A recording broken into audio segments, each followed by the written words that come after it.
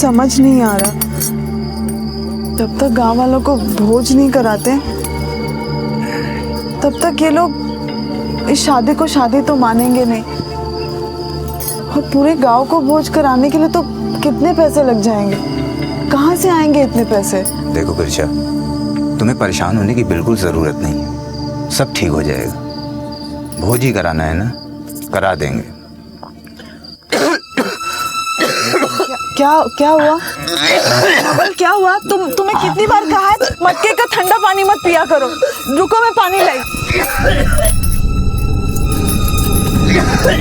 ये लो, पानी पियो। जगत जगत जा, अब विमल भाई साहब को जाके जल्दी से बुला के ला। ठीक है माँ, जल्दी जा। नवल क्या हुआ? चाचा, चाचा। अरे कौन है रे? बापू साहब की तबीयत खराब हो गई चाचा, चलो ना चाचा। तेरी माँ को जो कुछ करना है ना वो खुद कर लेगी, मेरे को छोड़ दो। चाचा, मौसी। कहीं है? क्यों इतनी रात में शोर मचा रहे हैं? बापू साहब की तबीयत खराब हो गई है, चलिए ना, देखिए ना क्या हुआ है। तेरा के दिमाग खराब हो गया है क्या? आज तक कोई थारे घर में आया हो जो अब मैं उंगली जाए ऐसे? मौसी, चल। मौसी। क्या हुआ बापू साहब? बापू साहब, बापू साहब।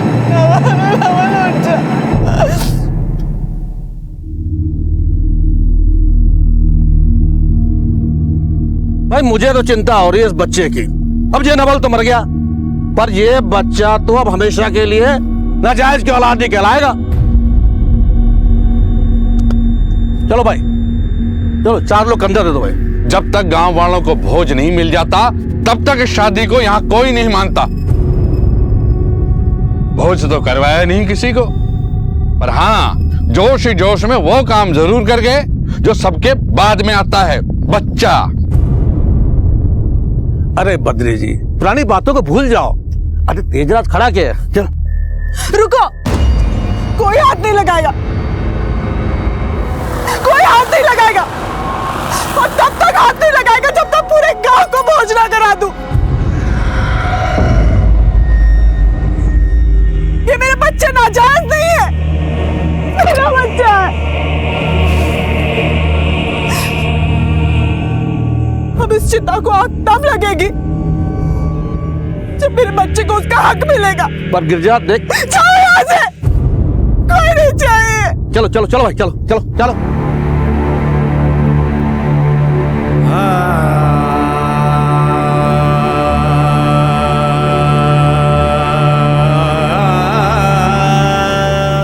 गिरिजा और नवल की शादी राजस्थान के बरौली गांव में एक छोटे से मंदिर में हुई थी, लेकिन गांव की एक रस्म के मुताबिक इस शादी को तब तक सामाजिक मान्यता नहीं मिल सकती थी जब तक पूरे गांव को भोज न करवाया जाए। गिरिजा और नवल की माली हालत खराब होने की वजह से वो शादी के बाद गांव का भोज नहीं करवा सके, और इसी वजह से गांव में उनका ये रिश्ता और बच्चा नाजायज माना जाने लगा। गिरिजा की हिम्मत और जज्बा काबिले तारीफ था।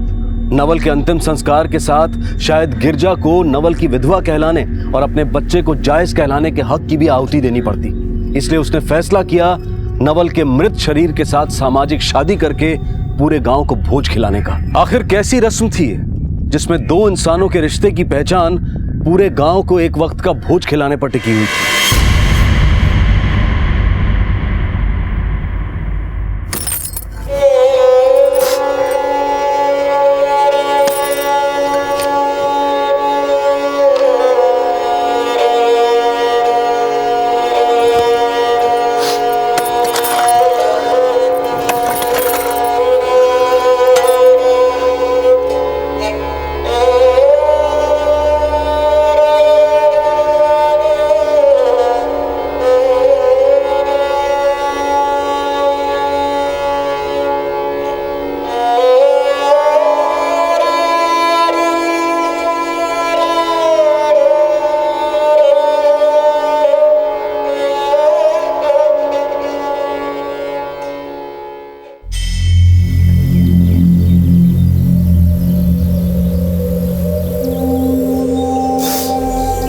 भाई साहब, थोड़ी सी घास ले लो। मुझे नहीं चाहिए आपका घास फूस।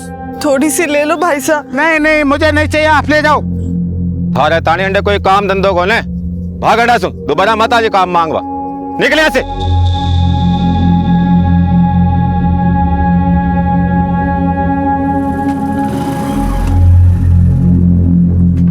कैसी हो गिरिजा?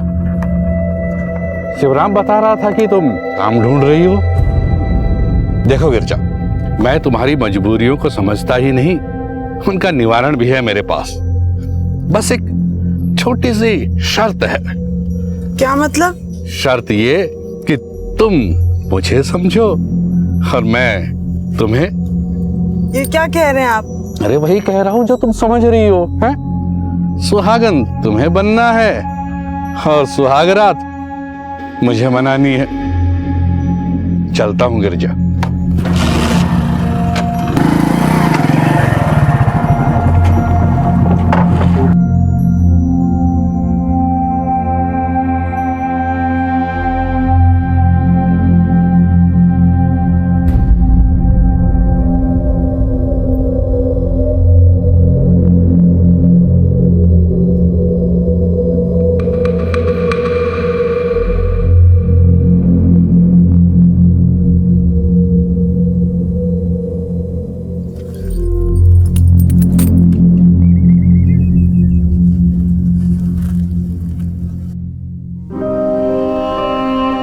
ये ढूंढ रही हो ना?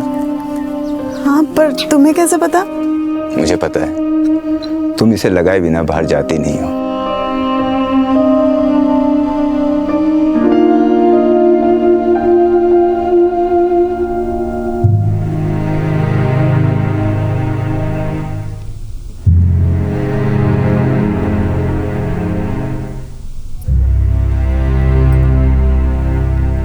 जिस सिंदूर की इज्जत तुम्हारे जीते जी किसी ने नहीं की,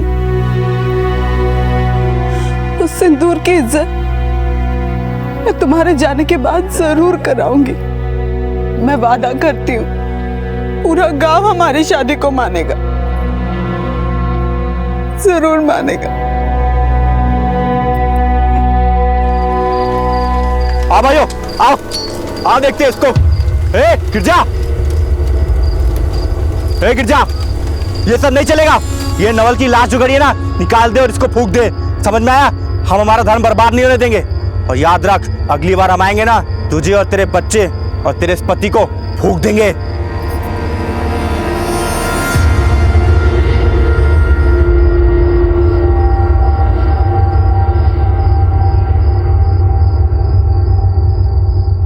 तुम्हें परेशान होने की बिल्कुल जरूरत नहीं। भोज ही कराना है ना, करा देंगे। जब तक गांव वालों को भोज नहीं मिल जाता, तब तक इस शादी को यहां कोई नहीं मानता। ये बच्चा तो अब हमेशा के लिए नाजायज की औलाद ही कहलाएगा।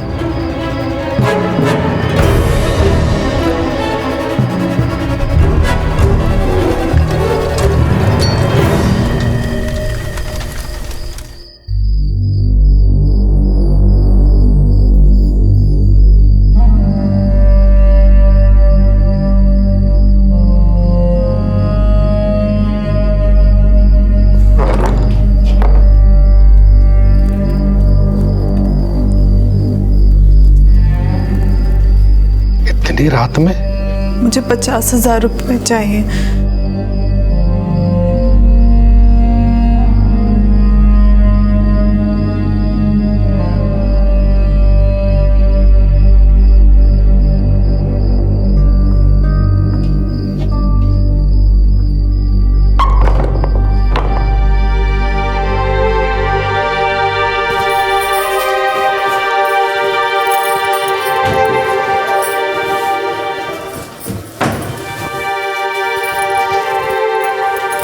ये लो, ये 25,000 रुपए।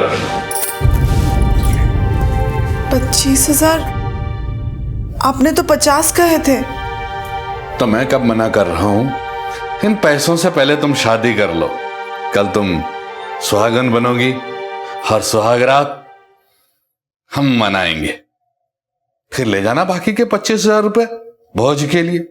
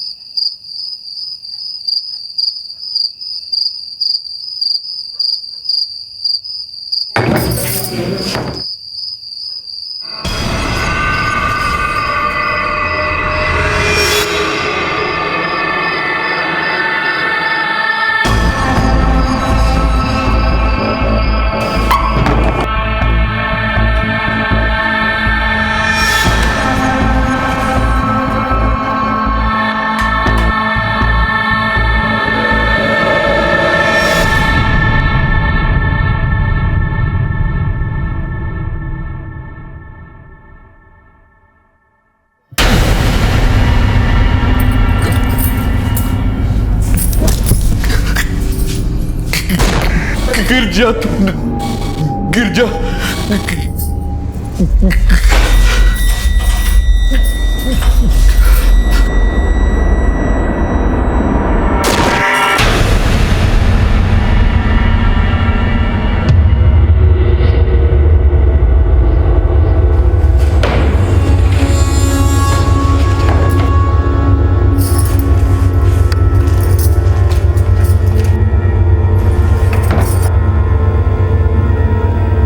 बापू साहब, बापू साहब, बापू साहब, बापू साहब, बापू साहब, बापू साहब।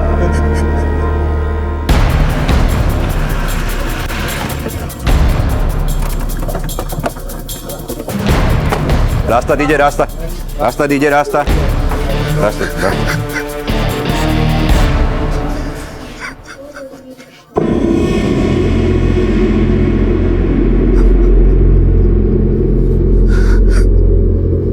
हम रूम के अंदर आए सर तो देखे बापू साहब नहीं रहे। साहब जैसे ही ये सब हुआ हमने जैम्बे हॉस्पिटल फोन करके डॉक्टर साहब को बुलवाया। उन्होंने ही आने के बाद बताया कि अब बापू साहब नहीं रहे। वो ये भी कह रहे थे कि किसी ने उनको जहर दिया है। किसी पे कोई शक? शक? हमें पूरा यकीन है सर। नवल की बीवी गिरजा का करा कराया ये सब करके भागते हुए देखा था हमने उसको यहाँ से।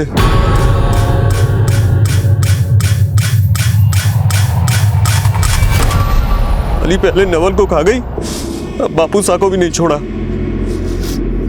बापू साहब को इन चीजों का शौक था। किन चीजों? औरतें उनकी कमजोरी थी। उस चुड़ैल ने उनकी इसी कमजोरी का फायदा उठाया है। 2 मौतें और दोनों की चश्मदीद सिर्फ गिरजा। अब तक गिरजा का व्यक्तित्व एक किस्मत की मारी अबला की तरह सामने आया था, जो मानसिक, शारीरिक और हर तरह से प्रताड़ित हो रही थी।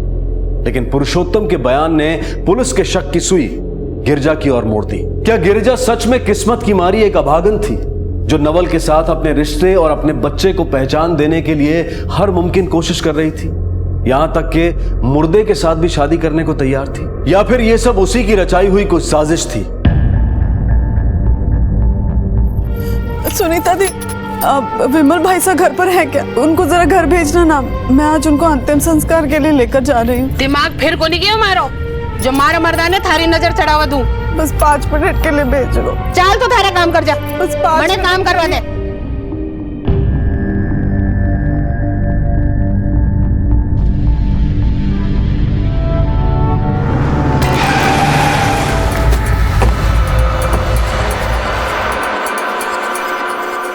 अब तुम्हें 4 कंधे तलाशने की कोई जरूरत नहीं है गिरजा, क्योंकि लाश अब शमशान नहीं, जांच के लिए हमारे साथ जाएगी।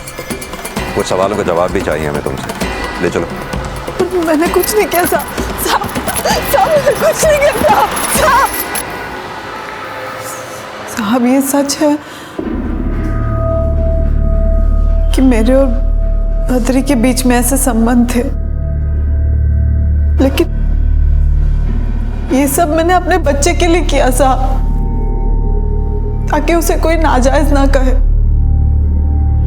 मैं तो बस नवल से शादी करके गाँव वालों को भोज खिलाने के लिए जो पैसे लगने वाले हैं उसके इंतजाम में लगी थी साहब। इसी बीच मुझे बद्री ने कहा कि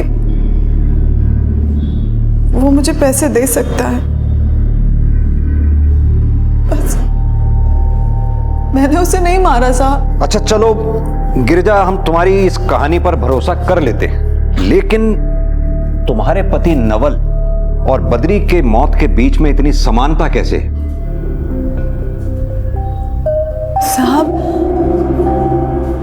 उस दिन हमारी शादी की सालगिरह थी। नवल काम से घर पर आया, जगत के साथ खेल रहा था। जगत, पानी पियो। जगत, जगत, जगत जा, विमल भाई साहब को जाके जल्दी जल्दी से बुला के ला। जल्दी जा।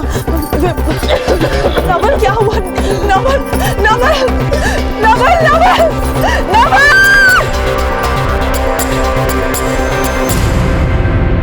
देखो गिरजा, अभी तो हम तुम्हें जाने दे रहे हैं, लेकिन अगर एक भी सबूत तुम्हारे खिलाफ मिला तो तुम्हें फिर यहां आना पड़ेगा।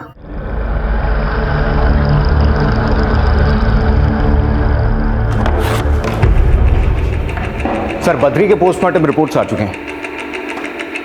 रिपोर्ट्स के मुताबिक उसकी मौत हार्ट अटैक से हुई थी, लेकिन रिपोर्ट्स में यह भी कहा गया है कि हार्ट अटैक से पहले उसके शरीर में हुई ऑक्सीजन की कमी किसी जहर की वजह से हुई थी। जहर?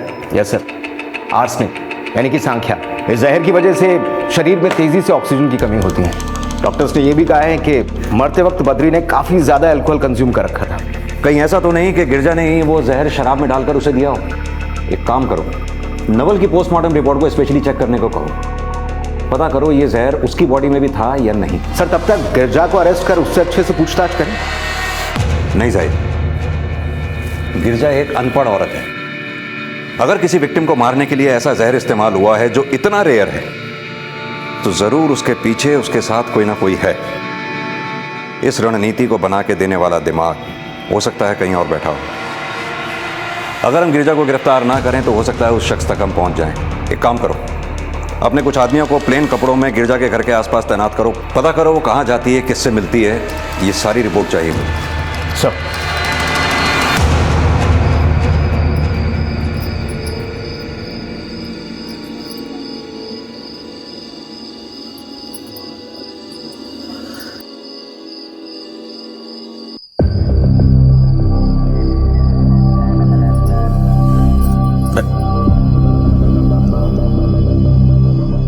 देख गिरजा, गांव वाले नहीं मानेंगे जब तक उनके पेट में भोज का खाना नहीं पहुंचेगा। तेरा पति अर्थी तक नहीं पहुंचेगा। पर तू दिल छोटा ना कर, मैं तेरी मदद करूंगा। मैं तुझे पैसे दूंगा गांव वालों को भोज कराने के लिए। पर हां, इसके बदले तुझे मेरा एक काम करना पड़ेगा। कैसा काम? तुझे फिर से एक बार ब्याह करना पड़ेगा बद्री से। मैं ये सब नहीं करूंगी। अरे अपना नहीं तो कम से कम बच्चे का तो सोच। देख, ये मत सोच कि लोग क्या कहेंगे। वैसे भी वो लोग तेरे को सती सावित्री नहीं समझते, समझ रही है? सबको समझाऊंगा, बताऊंगा उन्हें कि बद्री ने तेरे साथ ब्याह किया था। समझ रही है ना? हाँ, अब तेरी मर्जी। सरपंच जी, बद्री ने मुझे बताया था कि वो गिरजा को बहुत चाहता है, और बद्री और गिरजा के संबंध कैसे थे ये पूरा गांव जानता है। अगर सरपंच जी मेरी गवाही से काम न चले तो मेरे पास पेश करने के लिए सबूत भी है। मुखिया जी, सबूत है तो सबूत पेश करो। हाँ, ये लीजिए।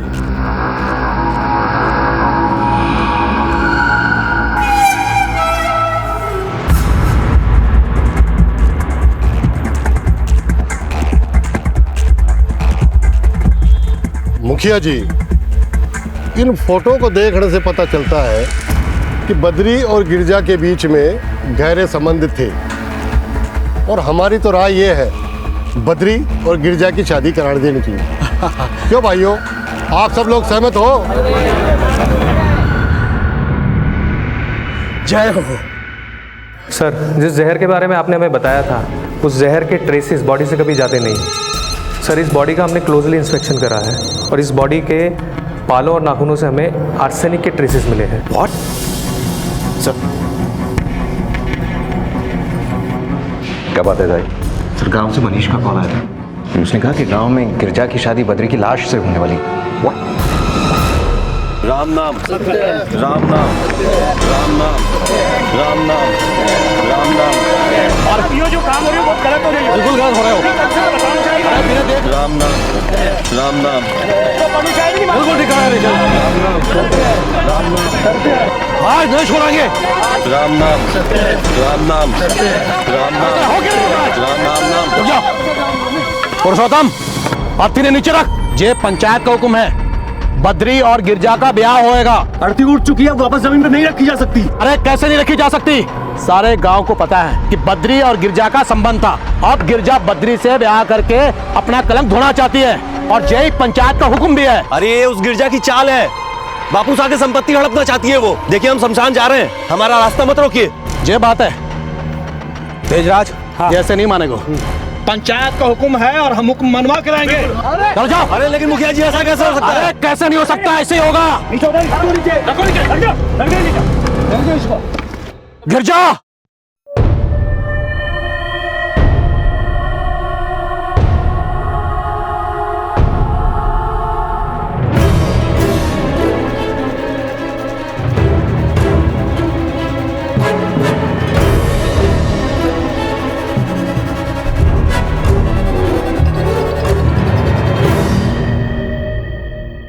तेजराज, बद्री के हाथ से गिरजा के मांग में सिंदूर बढ़वा।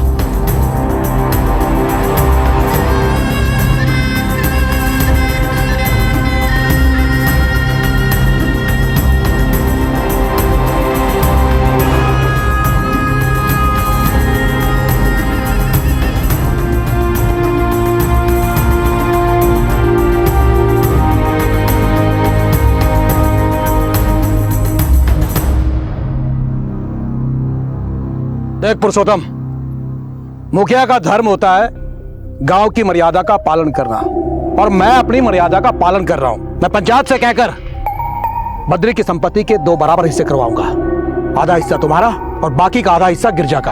अरे अब जो भी करना है मुखिया जी कर लो, मैं भी चुप बैठने वाला नहीं। इसका फैसला अब कोर्ट में होगा, और एक बात याद रखना, एक फूटी कौड़ी नहीं दूंगा। क्या हो रहा है यहाँ? क्या मामला है ये? और हाँ पुरुषोत्तम, तुम अपने पिता का शव ले जा सकते हो संस्कार के लिए। जी सर। देखो दरोगा जी, ये हमारे गांव का मामला है, आप बीच में ना पड़ो। मुखिया जी, कानून का मामला है ये। अब आप हमें बताएंगे कि हमें कहां पढ़ना चाहिए और कहां नहीं।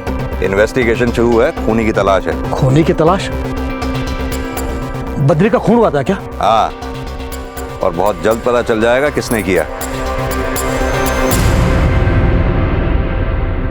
इस गांव में रिश्तों और प्रथाओं के नाम पर एक घिनौना मजाक चल रहा था।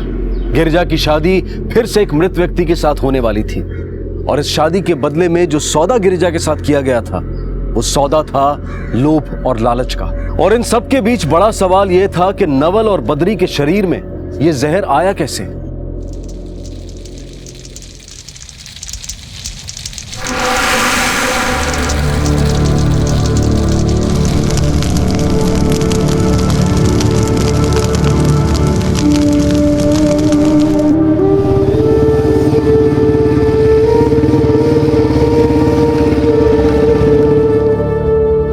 सर, ये सबके पीछे मुखिया और गिरजा का हाथ है। बापू सा जमींदार थे हमारे, बहुत पैसा था उनके पास, सबकी नजर उनके पैसे पे थी।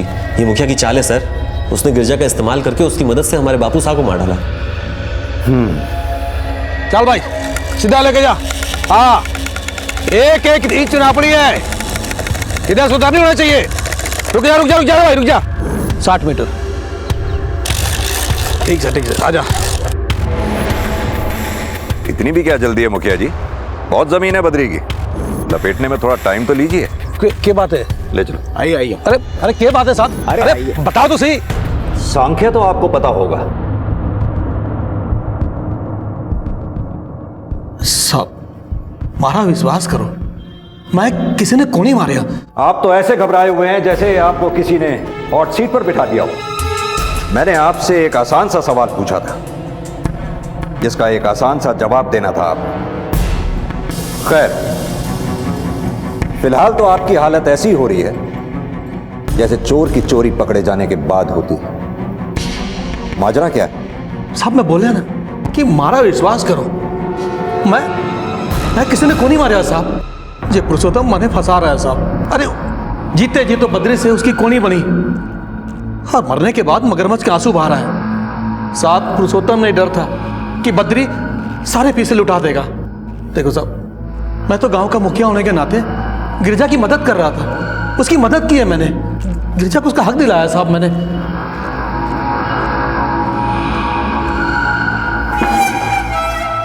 सर, मैंने गांव के लोगों से पूछताछ की, कुछ अंदर की खबर मिली है। कैसी खबर? सर, बद्री और इस श्रीराम में बनती नहीं थी। वो गांव का जमींदार था तो ये गांव का मुखिया, दोनों के बीच अहम की लड़ाई थी। कुछ लोगों ने बताया कि बद्री पैसे के बलबूते पर खुद मुखिया का चुनाव लड़ना चाहता था। मुखिया को तो कई तरह से खतरा था बद्री से। इस पुरुषोत्तम के बारे में कुछ पता चला? हाँ सर, अपने पिता की रंगीन मिजाजी से बहुत परेशान था। उसने कई बार उनको समझाया, लेकिन बद्री ने उसकी सुनी नहीं। नवल की मौत से गिरजा और मुखिया को तो फायदा है, पर पुरुषोत्तम को नहीं। लेकिन बद्री की मौत से इन तीनों का फायदा है। अपने आदमियों से कहो इन तीनों पर कड़ी निगरानी रखें, सादे कपड़ों में। तब तक हम एक काम करते हैं, पुरुषोत्तम और श्री राम इन दोनों के घरों को तलाशते हैं। अगर इनमें से किसी ने भी उस जहर का इस्तेमाल उस मर्डर को प्लान करने में से किया है तो हो सकता है हमें वो जगह मिल जाए जहां उस जहर के ट्रेसेस हों। ये लग गया अंगूठा तेरा पेपर पे, अब हो गया पक्का काम। चले,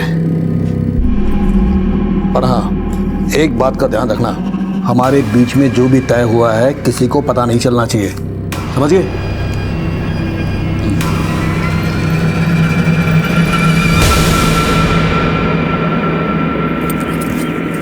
ए जगत आजा, यहाँ आजा। हाँ, भोजन तैयार है, तू जाकर सबको बुला ला। हाँ जा जा जा भाग।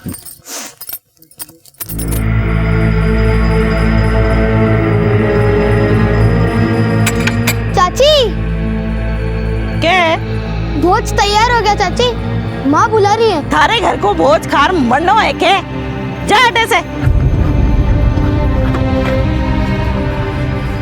चाचा। हाँ बोल। भोज तैयार हो गया, माँ ने खाने के लिए बुलाया। तेरा दिमाग खराब है क्या? पहले तो तेरी माँ तेरे बापू को खा गई, बद्री जागीरदार को खा गई, अब क्या पूरे गांव को ही खाएगी क्या? भाग यहाँ से, दोबारा आ गया तो टांग तोड़ दूंगा।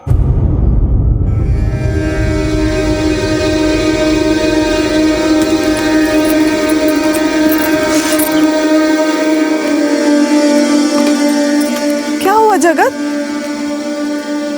सब कहाँ है? जगत सब बोले अपने बापू साहब को मार दिया, भद्री चाचा को भी मार दिया, उन्होंने मुझे भगा दिया उनके घर से। अच्छा, वो लोग मुझे बोले ना, तुझे कोई कुछ नहीं बोलेगा। आजा आजा, मैं तुझे खिला दूं, आजा। नहीं खाना मुझे, खाना तुम खा लो।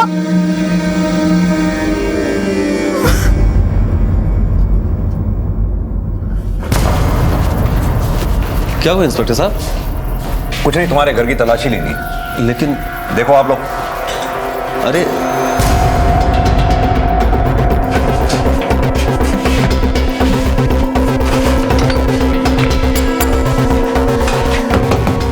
ये डब्बा क्या? ये बापू साहब का कुछ सामान है। निकालो इसे।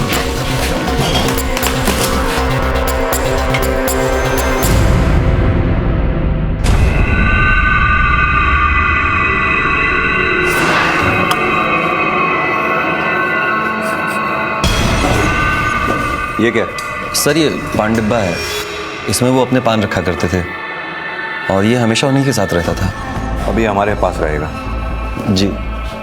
वैसे ये पान मंगवाते कहाँ से थे तुम्हारे बापू साहब? जी वो चौराहे पे तेजराज की दुकान है, पान अच्छा बनाता है वो, उसका पान उन्हें पसंद था, वहीं से मंगवाते थे।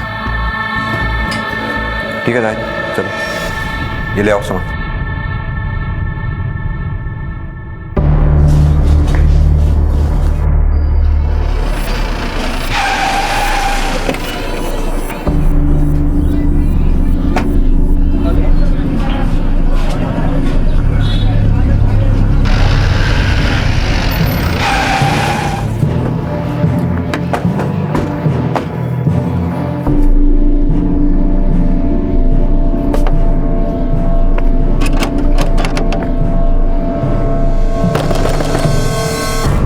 दरवाजा अंदर से बंद है। एक काम करो जाहिद, दरवाजा तोड़ो।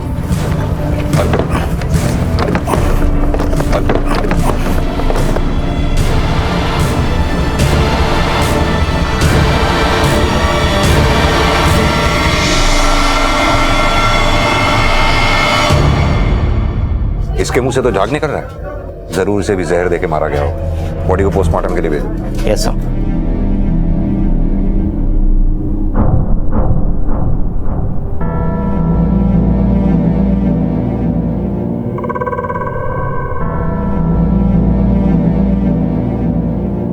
सर, मैंने आसपास के कुछ पड़ोसियों से पूछताछ की।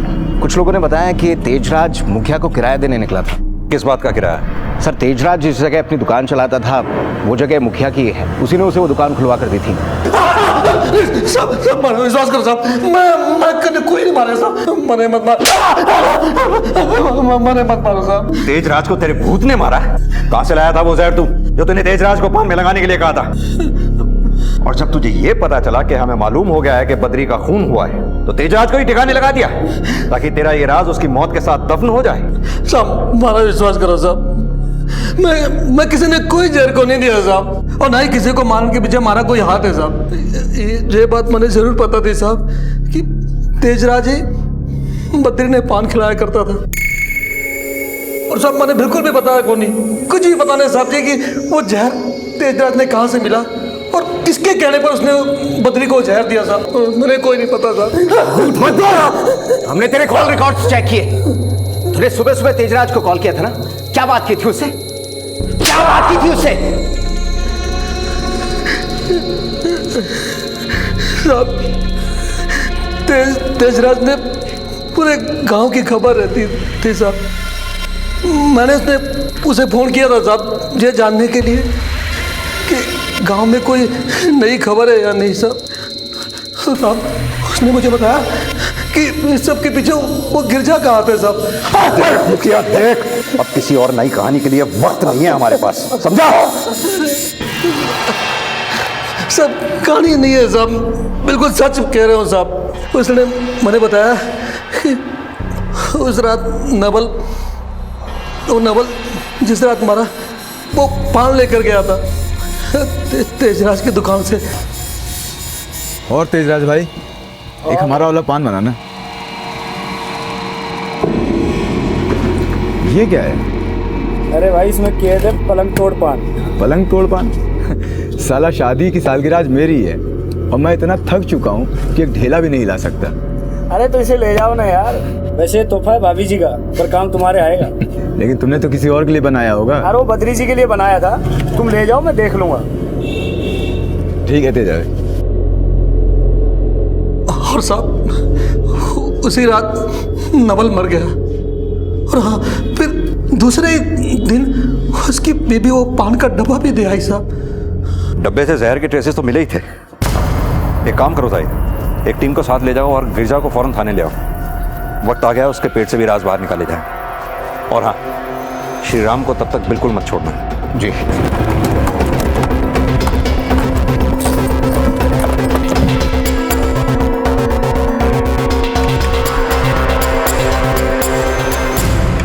तुमको हमारे साथ चलना होगा। जो भी पूछना है यहीं पूछ लीजिए ना, मेरा बच्चा अकेला है यहाँ पर, वो डर जाएगा। उसकी चिंता तुम मत करो, तुम्हारे बच्चे की देखभाल हम तुमसे बेहतर कर सकते हैं। चलो।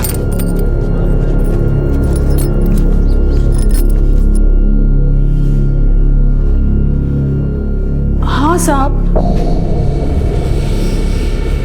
उस दिन नवल पान लेकर तो आए थे। देखो आज मैं क्या लेके आया। क्या है? पान। हाँ। आज हमारी शादी की सालगिरह है, तो मैंने सोचा क्यों ना पान खा के शुरू की जाए। मैं चाहता हूँ कि तुम अपने हाथों से पान खिलाओ।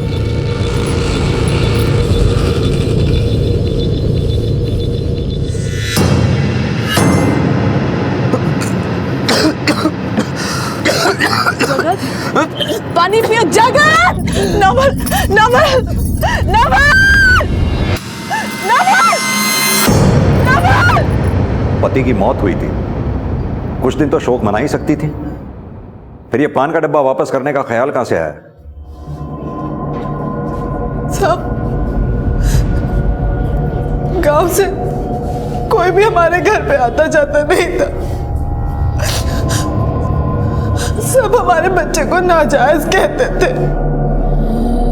हमने क्या क्या दिन देखे हैं बस हम लोगों को पता है साहब, इसीलिए मैंने तुरंत उस डिब्बे को पान वाले के पास दे आई। जाहिद, श्रीराम और गिरजा की कहानियां जरूर अलग अलग हैं, पर मंजिल एक ही है, तेजराज पनवाड़ी।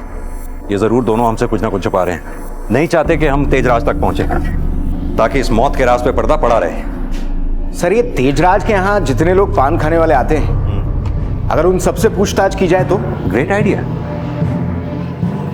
एक एक से पूछताछ करते हैं कि नवल और बद्री के साथ जो कुछ भी हुआ, ऐसा पहले भी कुछ हुआ है या नहीं।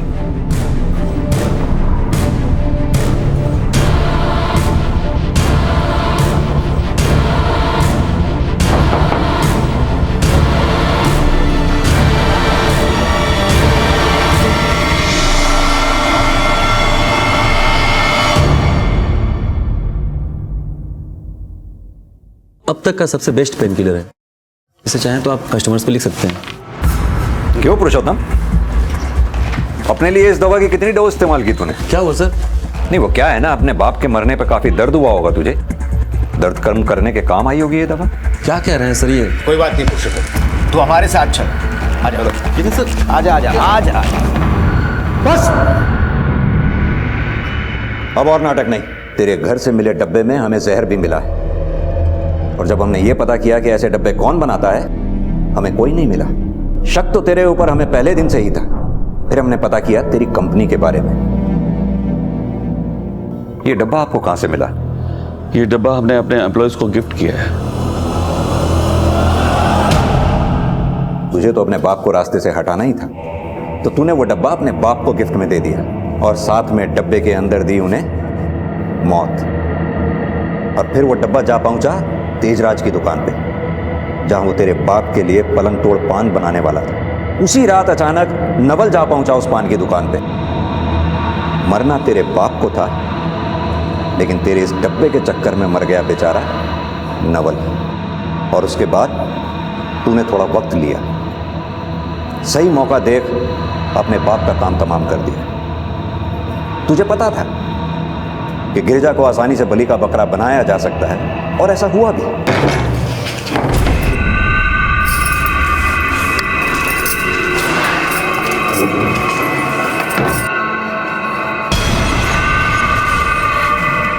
बापू साहब, बापू साहब,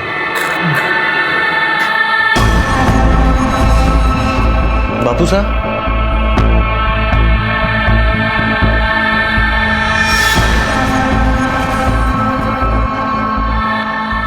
कानून तो तुझे तेरे किए की सजा देगा ही, पर उन सारे पापों का क्या होगा जो तेरी वजह से किसी बेकसूर ने सहे?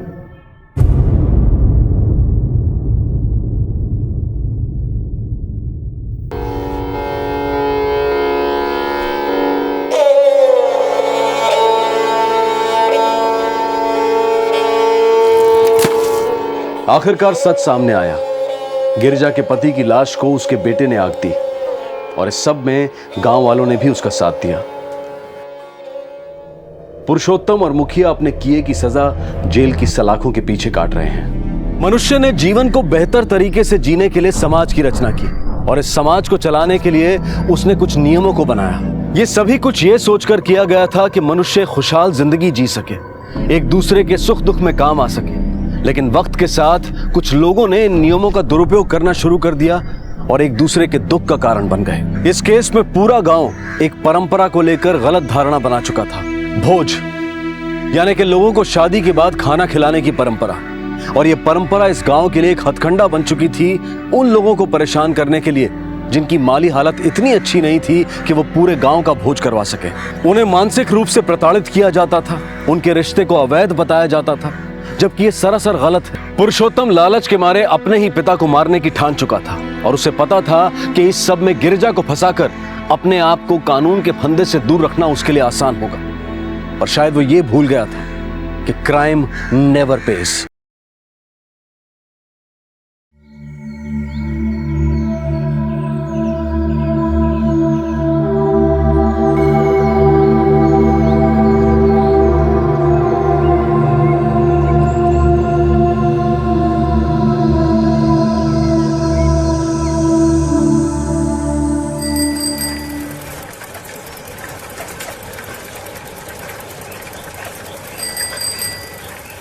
गलती तो हमसे हो ही गई है जो तोहे बियाह के ई घर में लिया है। बियाह के बाद लड़की के लिए ससुराल इसका घर होता, हम कहाँ जाएंगे? जाना अपने उ भैया के पास जब उन इतना दौलत जोड़ के रखा, जाके उसे ये पनौती लगा।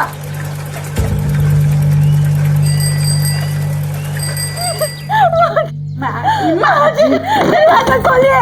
माँ जी, माँ जी, माँ जी, हम कहाँ जाएंगे? अम्मा ऐसा मत कीजिए ना, हम अकेले कैसे रहेंगे? अरे बिटवा, तू चिंता नहीं कर, तो हर दूसर बियाह करा देंगे, और लड़की हमने देख रखी है।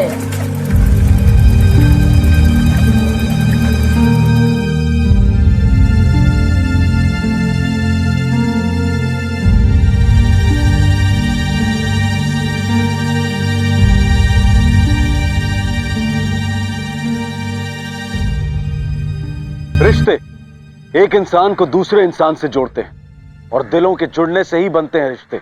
कुछ रिश्ते परंपराओं की वजह से बनते हैं और कुछ रिश्ते ज्यादातर तनावपूर्ण रहे हैं, जैसे कि सास बहू का रिश्ता। चारू की सास जैसी लोभी महिलाएं अपने बेटे, अपनी बहू की खुशियों से ज्यादा लोभ में उलझी रहती हैं। चारू भी अपने ससुराल से निकाली गई। चारू के पास अब लौटने के लिए सिर्फ उसके भाई का घर ही बचा था। एक ऐसा रिश्ता जो जन्म के साथ ही जिंदगी में आता है, भाई बहन का रिश्ता। लेकिन क्या उसका लौटना एक दस्तक थी? ये है विपिन का घर। इसमें रहते हैं विपिन के भैया, विपिन की भाभी, विपिन की दीदी, विपिन यानी हम। और यहाँ हम बनाएंगे विपिन की दुल्हन। विपिन भैया, चारू दीदी, चारू दीदी आ गई, चारू दीदी आ गई, चारू दीदी आ गई, चारू दीदी आ गई, दीदी आ गई। चारू, क्या बात है, तुम तो 7 दिन पहले ही आ गई।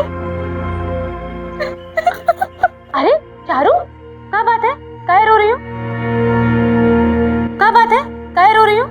हाँ, जो हमको बताते हैं भैया के आने के बाद।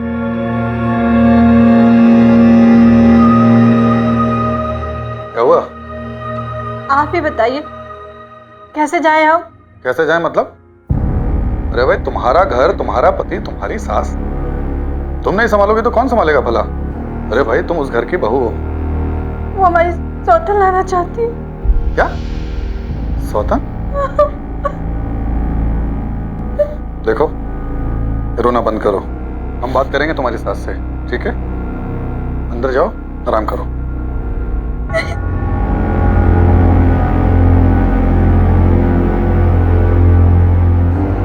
बस अब यही तो बाकी रह गया था।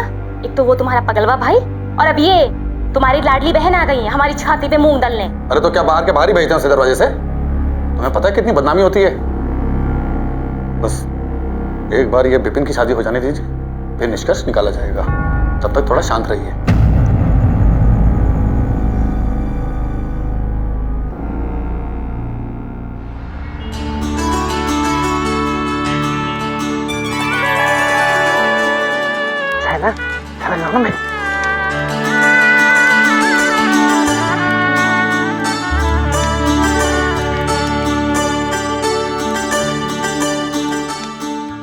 चारू असहाय थी, मजबूर थी, लेकिन खुश थी कि उसके भाई विपिन की शादी हो रही है। एक नए रिश्ते का जन्म अब होने को था, जिस पर पहले से ही सवाल उठ खड़े हुए थे। एक ऐसा इंसान जो मानसिक रूप से कमजोर था, जिसे सहारे की और प्यार की जरूरत थी, क्या उसकी जिंदगी में इस शादी से कोई परिवर्तन आने वाला था, या फिर उसकी जिंदगी की बिसात पर यह रिश्ता सिर्फ एक मोहरा था? सवाल यह भी था कि आखिर कोई लड़की विपिन के साथ शादी करने को राजी हुई तो क्यों? क्या प्यार इस रिश्ते की बुनियाद थी, या दया, या फिर कुछ और? पहले मैं पहले गुड़िया। गुड़िया? हाँ, गुड़िया पहले। अभी मैं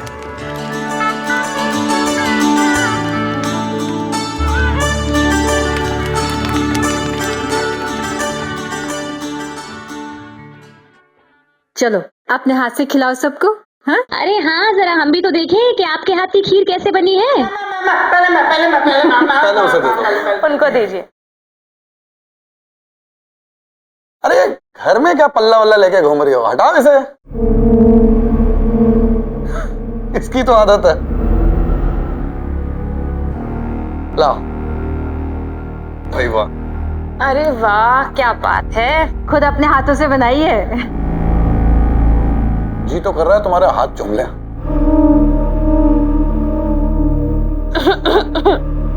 ये मैं आती हूँ।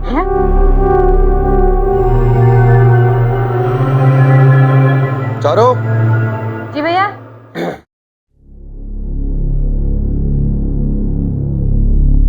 कब आ रहे हैं प्रकाश जी तुम्हें लेने?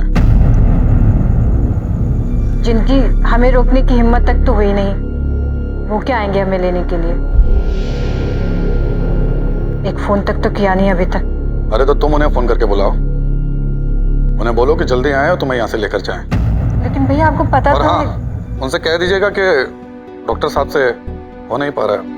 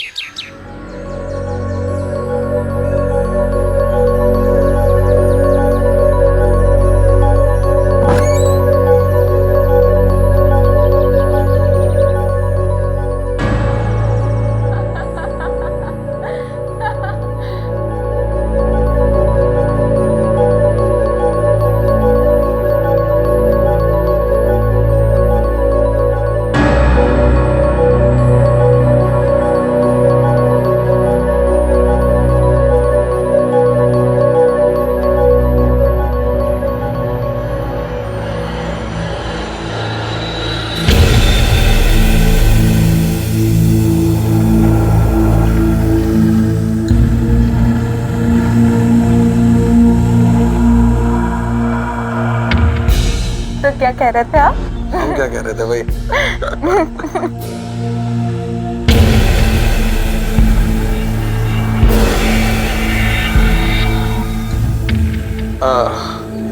भाई बड़ी भूख लगी है हमें। तुम कुछ अच्छा सा बना लो, हम जरा हाथ धो के आए। तुम कुछ अच्छा सा बना दो। हाँ हम अभी आते।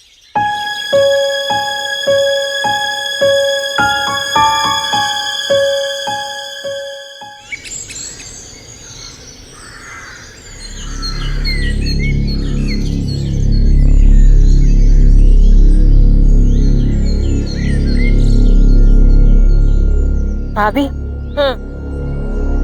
आपसे एक बात करनी है, जरूरी बात है। अब क्या हो गया? नहीं, हमारे बारे में नहीं है, वो भैया और पिंकी के बारे में। आज हमने दोनों को कमरे में अकेला देखा था। तो मतलब बहुत अजीब सी बातें कर रहे थे आपस में, हमें कुछ ठीक नहीं लगा। बैठे बैठाए काहे आग लगा रही हो हमारे घर में? एक तो तुम्हारा भाई तुम्हें पाल रहा है, उस पगलवे को पाल रहा है, उसके ऊपर से तुम उनके ऊपर इतना गंदा इल्जाम लगा रही हो। लेकिन भाभी हम सच कह रहे हैं। तुम चुप रहो, आखिरी बार बोल दे रहे हैं। अपनी गंदी दिमाग की गंदी सोच को यहाँ ना फैलाओ, तभी ठीक है, वरना लात मार के घर से बाहर निकाल देंगे।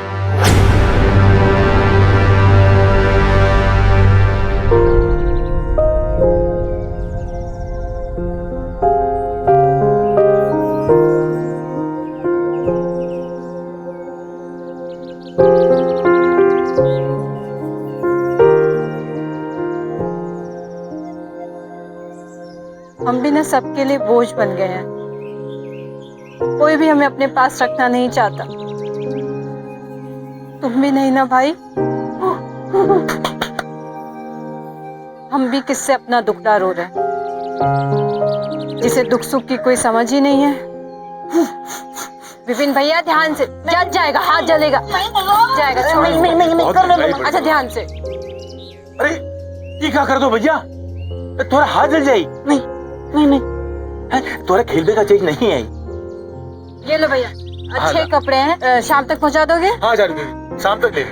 अच्छा ठीक, चलो।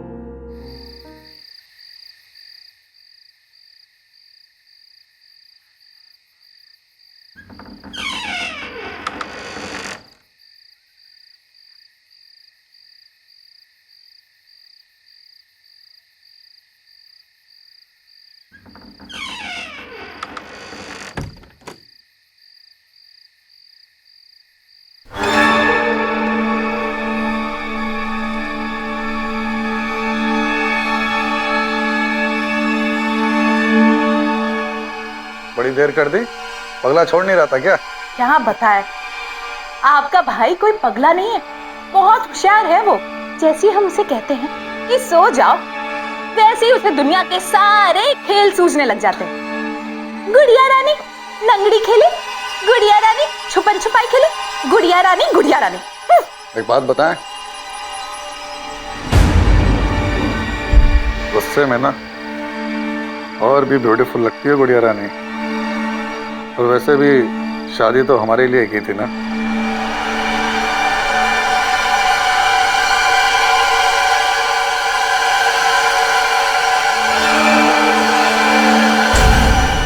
सुनील जी, पिंकी,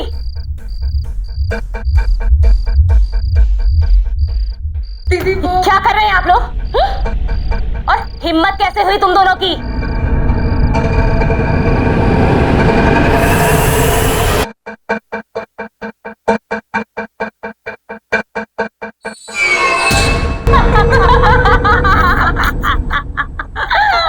अरे हमरे कहने का मतलब था कि हिम्मत कैसे हुई तुम दोनों की कि आज बिना ही हमरे शुरू हो गए हैं?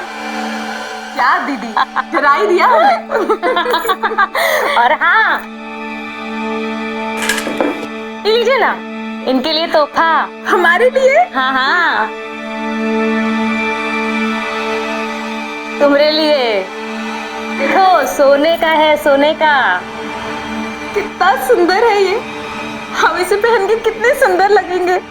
तो इसी तरीके से हमें खुश करती रहो और इसी तरीके से इनाम पाती रहो।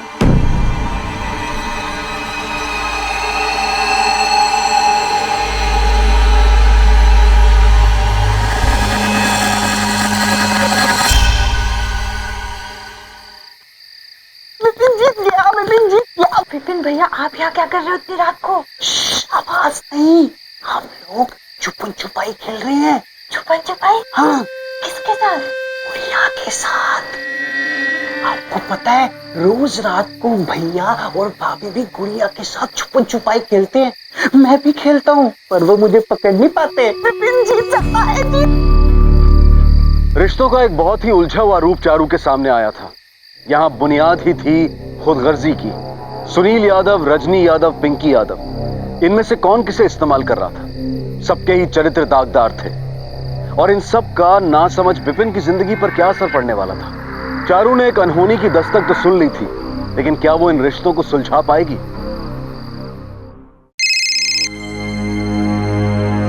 हाँ चारू, सब बहुत गड़बड़ है यहाँ प्रकाश जी। अब प्लीज मुझे लेकर जाइए यहाँ से।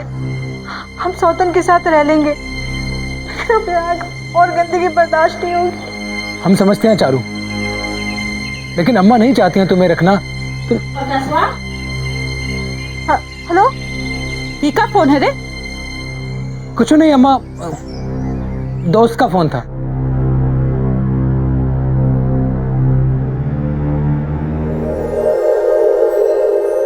अरे दीदी, कनिक अपना कपड़ा तो लेके जाइए। अरे सुनती नहीं है क्या?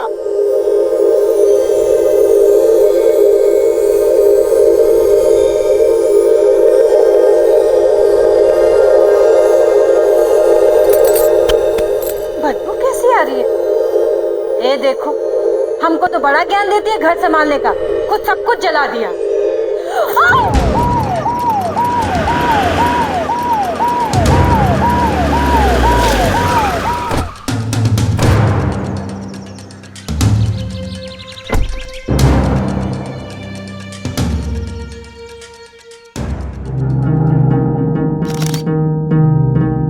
सर पे चोट का निशान है सर। इसका मतलब मर्डर से पहले हाथापाई हुई है।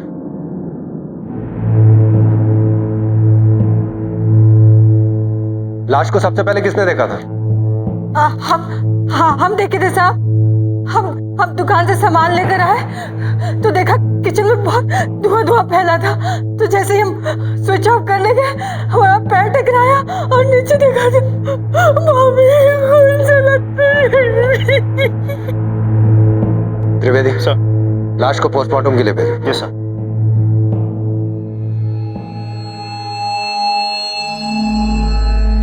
आप कौन है? सर हम हस्बैंड हैं। आप कहाँ थे? हम तो अपने क्लिनिक में थे सर। और ये? हमारे छोटे भाई की धर्मपत्नी है सर। आप कहाँ थे? जी वो हम पार्लर गए थे। पार्लर? आपके घर से कुछ चोरी हुआ है? गहना, कैश या कुछ भी? नहीं सर, घर तो वैसा का वैसा ही है और अलमारी भी लॉक थी सर। घर की तलाशी लो।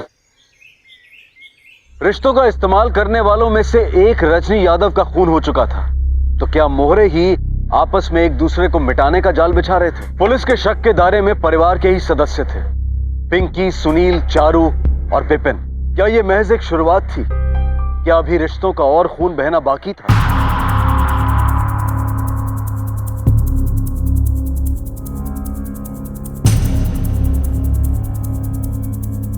सुनो, उस दिन जो खून हुआ था तुमने कुछ देखा? हाँ जानते हैं सब। वो साहब एक काला कोट वाला रहा, वो वहां से निकला और वो गली में भाग गया रहा साहब। लेकिन साहब डॉक्टर साहब के घरे तो बहुत ही मरीज आवत जावत रहते हैं ना। ठीक है, अगर कुछ और जानना होगा तो फिर से पूछेंगे। ठीक है साहब। चलो। त्रिवेदी सर, ये काले कोट वाली बात कुछ अजीब सी लगी। सर पिंकी बहुत घबराई हुई थी और बोल रही थी कि वो पार्लर से आई है। चलो पार्लर चल के पूछताछ करते। सर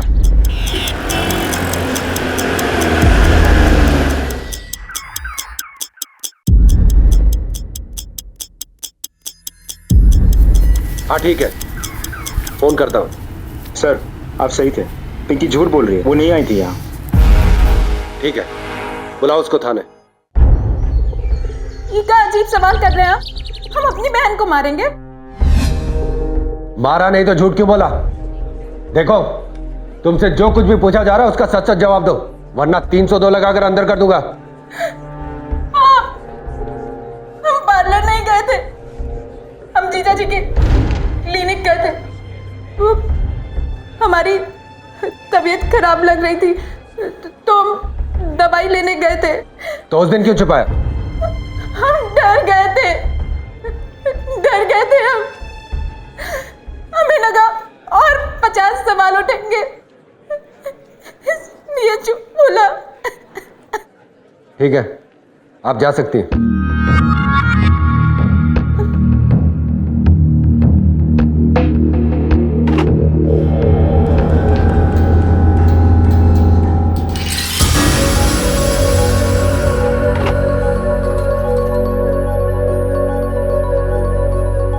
पर मुझे तो लगता है बीमारी का बहाना बना के हमसे कुछ छिपा रही है। कहीं जीजा साली के बीच में कुछ चल तो नहीं रहा?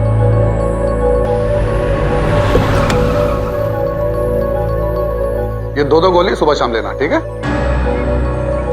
सर? चलिए, आप लोग कुछ पता चला? थोड़ा पता चला है, थोड़ा आप बताएंगे। तलाशी लो। जी सर। सर मैंने क्या किया है सर? मेरे क्लिनिक में तलाशी क्यों? डॉक्टर साहब एक बात बताइए, जिस दिन मर्डर हुआ उस दिन आपकी साली पिंकी आपके क्लिनिक में क्या कर रही थी? सर हाँ, वो उस दिन उसकी तबीयत ठीक नहीं थी सर, और अगर डॉक्टर अगर घर का हो तो दवाई भी वही करेगा ना सर। सर ये रहा काला कोट। ये काला कोट आपका है?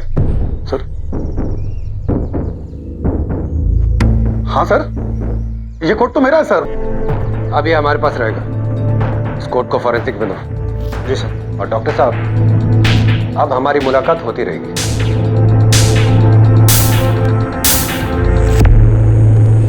सर लैब रिपोर्ट आ गई है। सर इस लैब रिपोर्ट के मुताबिक देखा जाए तो उस कोट से हमें इस मर्डर से जुड़े हुए कोई सबूत नहीं मिला। बड़ी अजीब बात है त्रिवेदी, वो स्त्री वाला तो कह रहा था कि उसने काले कोट वाले को वहां से जाते हुए देखा। तो अगर ये काले कोट वाला मर्डर में इन्वॉल्व है तो उस कोट से हमें कोई ना कोई सबूत तो मिलना चाहिए था।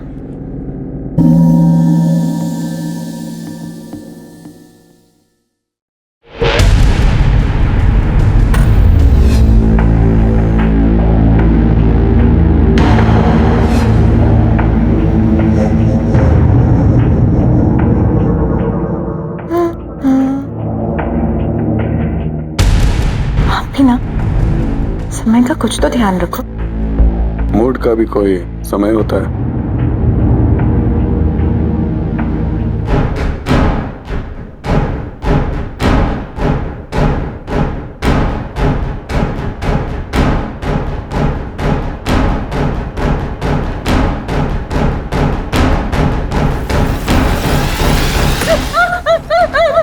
मुझे छोड़ दो, मुझे छोड़ दो, भगवान के लिए मुझे छोड़ दो। भैया भैया भैया विपिन भैया, विपिन भैया, विपिन भैया, यहाँ क्या कर रहे हो? ये सब खून? मैंने कुछ नहीं किया दीदी। क्या कर दिया तुमने? सब क्या? उठो चलो, इससे पहले पुलिस आ जाए। चलो तुम्हें कपड़े बदलती हूँ। चलो चलो उठो उठो चलो। सर केस तो बहुत उलझ गया है। हमने जिन्हें कातिल सोचा था उन्हीं का कातिल हो गया। बहुत बेरहमी से मारा है। जिसने भी इन्हें मारा है वो इनसे बहुत नफरत करता होगा। बिल्कुल सर। पंचनामा करके पोस्टमार्टम के लिए भेज दो। Yes sir.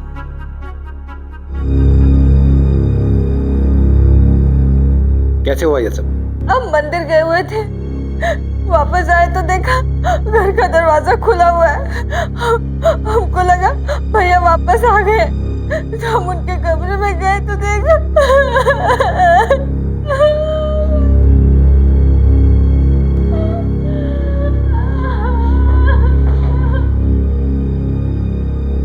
पूरे घर की ठीक से तलाशी लो। कोई ना कोई सबूत मिलना चाहिए। सब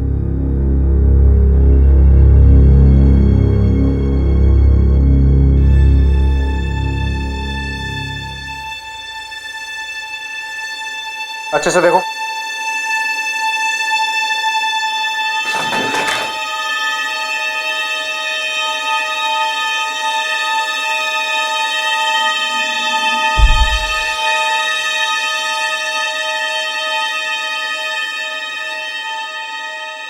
सर, ये देखिए सर।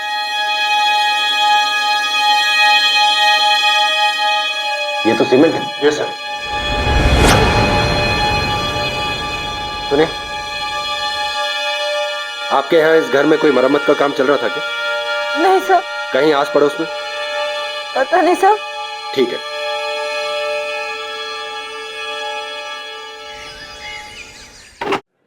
सर, रिपोर्ट के हिसाब से दोनों को किसी भारी स्त्री से मारा गया है।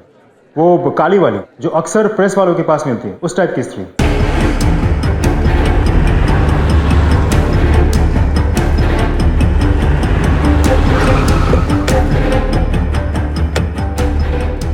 इसकी स्त्री जब्त करो। 12। ओ साहब, यहाँ जो मर्डर हुआ है वो स्त्री से हुआ है। सब हम गुण मर्डर नहीं किए साहब। इस एरिया में इतनी भारी स्त्री सिर्फ तुम्हारे पास है। सर, वो हमारा स्त्री तो कल रात को चोरी हुई गवारा, और चोर कौन है? क्या बकवास कर रहे हो? स्त्री कौन चोरी करेगा? साहब, हम सच कह रहे हैं, हमारा स्त्री चोरी हुआ है, और जो चोरी किया है उसका नाम भी हमको मालूम है सर। वो विपिन भाई ने पकड़वा, वही हमारा चोरी किया है स्त्री। अच्छा, वो तुम्हारी स्त्री क्यों चुराएगा? साहब, वो जब भी आता था ना, हमारी स्त्री से बहुत ही खेलता था, मतलब हमको दे दो ऐसा बोलता था।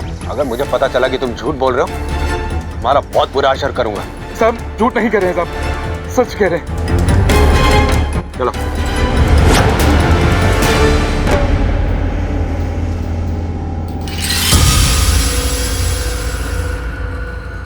डॉक्टर साहब और पिंकी के मर्डर में कोयले वाली भारी स्त्री का इस्तेमाल हुआ है।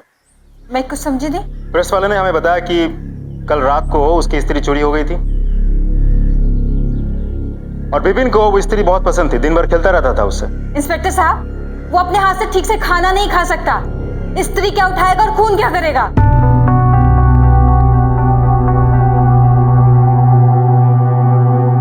त्रिवेदी, कुछ पता चला? यस सर, ये रहे सुनील के कॉल डिटेल्स जो आपने मंगवाए थे। सर, मरने से पहले प्रकाश के नंबर से भर भर के मैसेजेस और कॉल्स आए इस नंबर पर।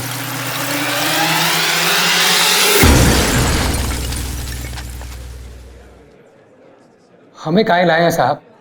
हम क्या किए? हम तो यहाँ थे भी नहीं जब ये सब कुछ हुआ। झूठ! जब तुम यहाँ पे थे ही नहीं तो इतने फोन क्यों किए सुनील को?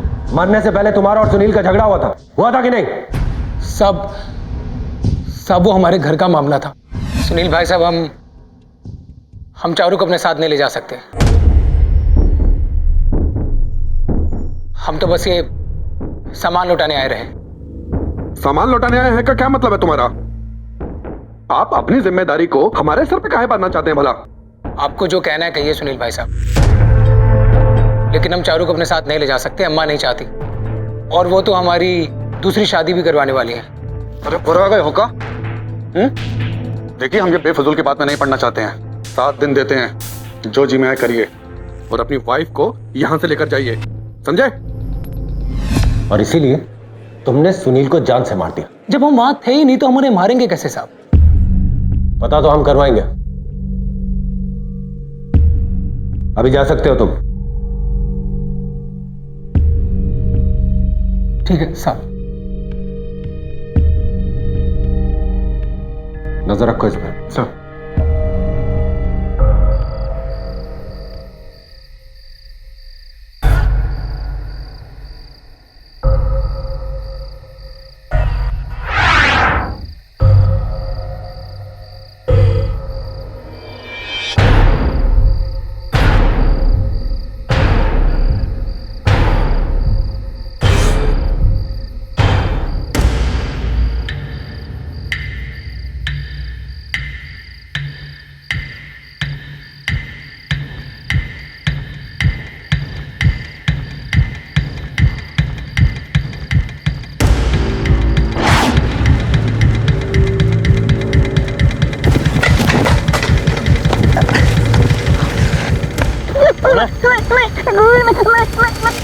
अबे विपन, तू कहाँ जा रहा था?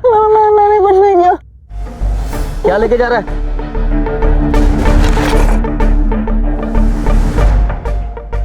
मैंने कुछ नहीं किया।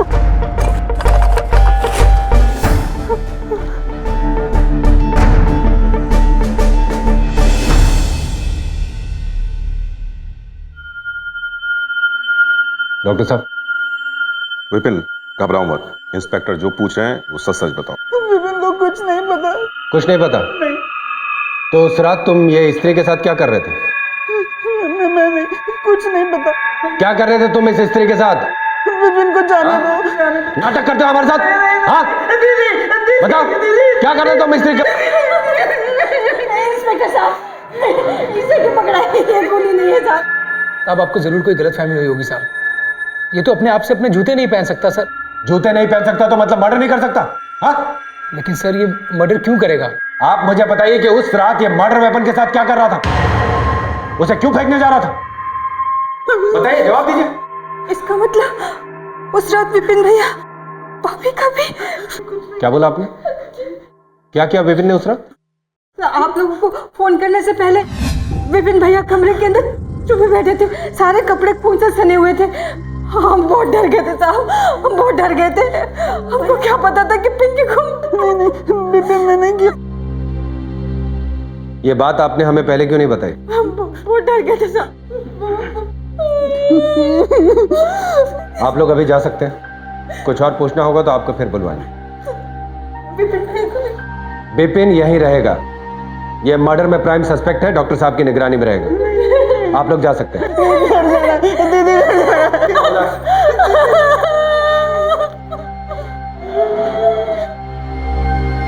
एक के बाद एक 3 खून हो चुके थे, लेकिन अभी तक खून का मकसद सामने नहीं आया था।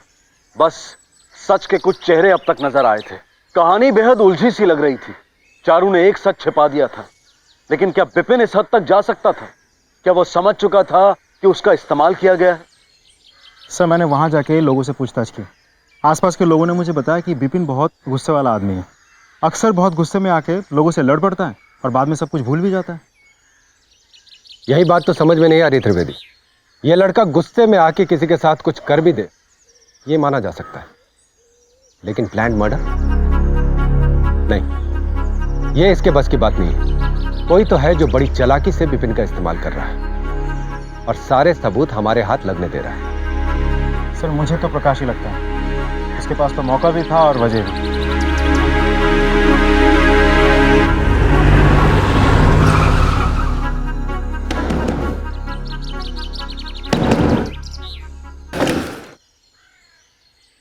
साहब क्या हुआ? कत्ल वाले दिन आप सीधा घर पे आए थे? साहब सब कुछ तो बता दिए थे आपको। हम डॉक्टर साहब के क्लिनिक से सीधा घर ही आए थे। साबित कर सकते हो? साबित? हाँ कर सकते हैं साहब। हमने वो सामने वाली घुमटी पे बैठकर चाय पी थी। अगर विश्वास नहीं होता तो आप पूछ सकते हैं उनसे। 1 मिनट सर।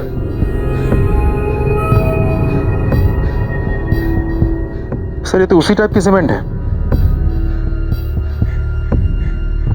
प्रकाश जी, क्या आप बता सकते हैं कि ये सीमेंट आपके जूते पे कहां से लगा? ये बताइए, कहां से लगा ये सीमेंट? ये सीमेंट साहब पता नहीं कहां से लग गई।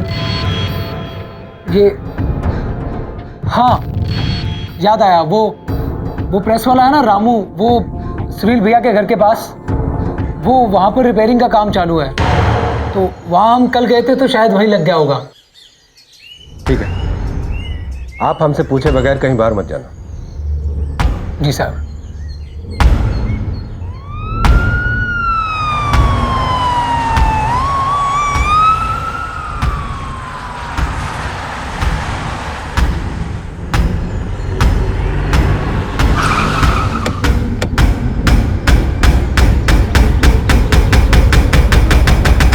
अरे हुजूर, अरे काहे तकलीफ की है? हाँ हम ही आ जाते वहाँ, बुला लिए होते साहब।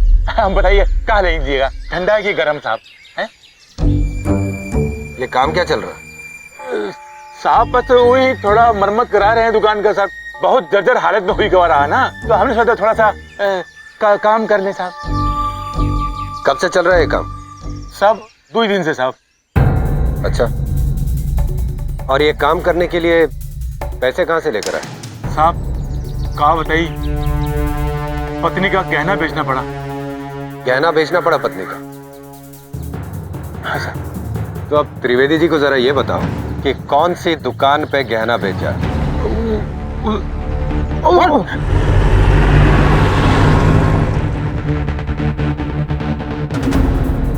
इनको बेचे थे? हाँ साहब, इनको ही बेचे गहना। क्या हुआ साहब? देखिए, इन्होंने आपको कोई गहने बेचे थे? हाँ साहब, गहने बेचे थे। वो गहने दिखाइए। एक मिनट साहब।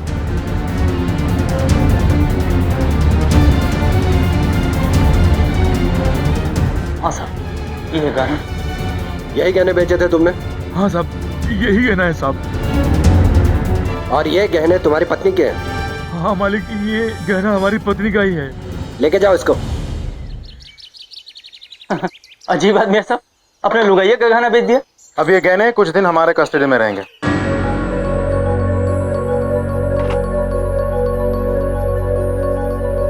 सर, प्रेस वाले की पत्नी।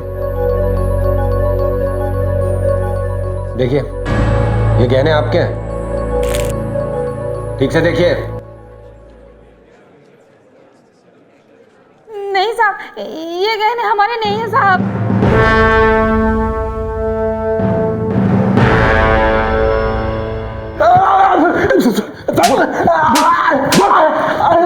सब काहे मारे? गंगा के साथ कह रहे सब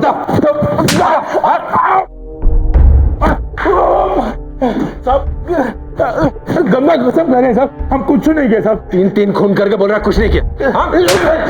तीन खून करके बोल रहा। बता, बताइए, आखिरी बार पूछ रहा हूँ, बता। बताइए साहब, बताइए। वो दोनों को हमारे मारे हैं साहब। क्यों मारा उनको साहब? और वो भी इतनी बेरहमी से? सर, वो कर्जे में डूबे रहे ना, तो पैसा चाहिए रहा, हमारा माथा फिर गया साहब। हम पैसे के खाते दोनों को मार दिए साहब। पैसे किसने दे दिए? सर वो किसने दिए? बताओ सर, बताइए। मारिए मत साहब, मारिए मत साहब, बताते हैं साहब। पैसा हम कहाँ?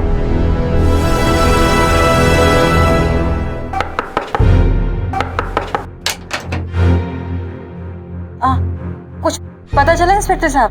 हाँ, सब पता चल गया, कातिल भी मिल गया। आइए आपको भी मिलाते हैं। बताओ, बोलो। हमने मारा है तीनों को, बोझ बन गए थे उनके ऊपर।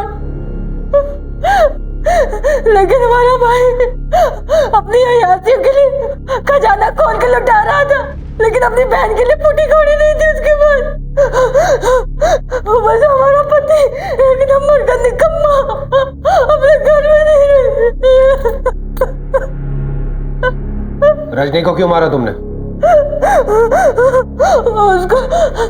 उसको हम नहीं मारना चाहते थे, उसने हमको मजबूर किया।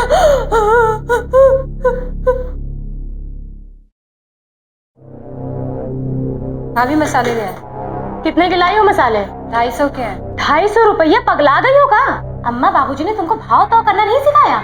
जो दुकान वाले ने मांगे होंगे तुम दे आई होगी। मुफतखोर कहेंगी। अब हमें समझ में आया काहे तुम्हारी सास ने तुम्हें धक्के देके बाहर निकाला है।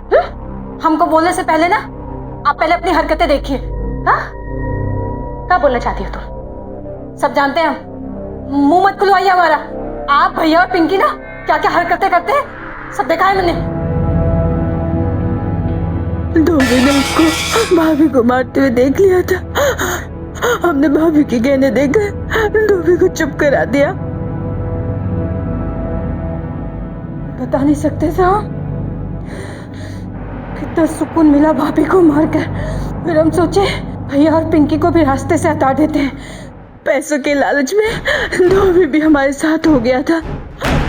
मतलब वो काले कोट वाली कहानी सिर्फ हमें गुमराह करने के लिए सुनाई गई थी। हाँ। और वो स्त्री विपिन के हाथ कैसे लगी? गुड़िया हमने जानबूझ के स्त्री विपिन के सामने रख दी थी।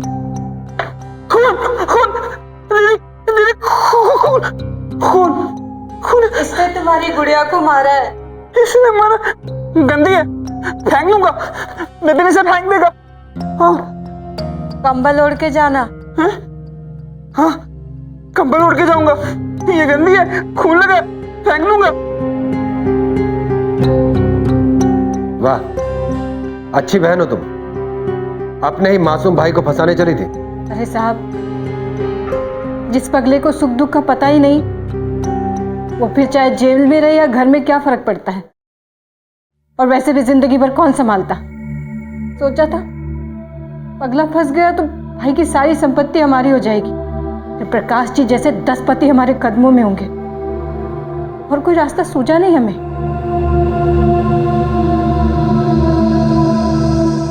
और जो रास्ता तुमने चुना वो सीधा जेल जाता है।